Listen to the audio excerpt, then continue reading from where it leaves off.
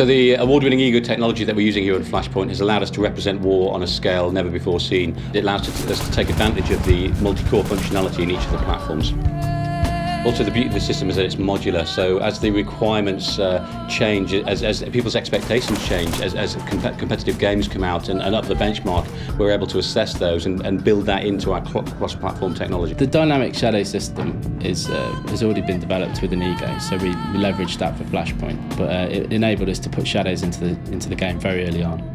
And you'll see shadows move, you'll see the sun set and rise. The coloration of the system will change as well. So all the post-processing is linked in with the time of day.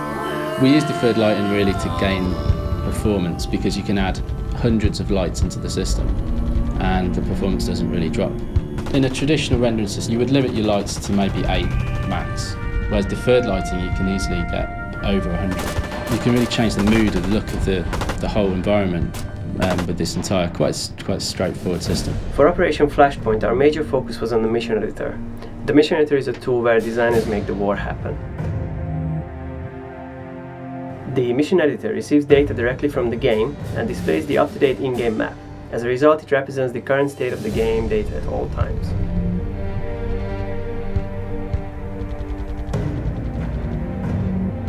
We have made the editor as user-friendly as possible. Through this, we created ways of connecting the tool to the game, so you can see certain changes immediately.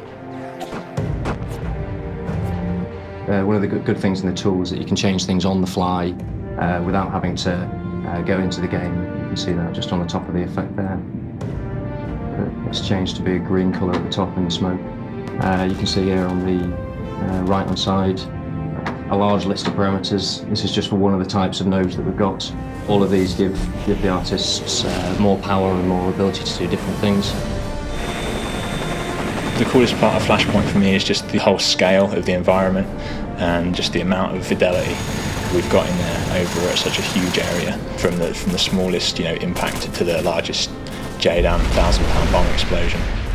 Some of the things that Ego has enabled us to stand head and shoulders above the competition on is the level of fidelity we get in our character models, the time of day, atmospheric conditions, and also our streaming technology, which allows us to have this huge open world that's at the player's disposal.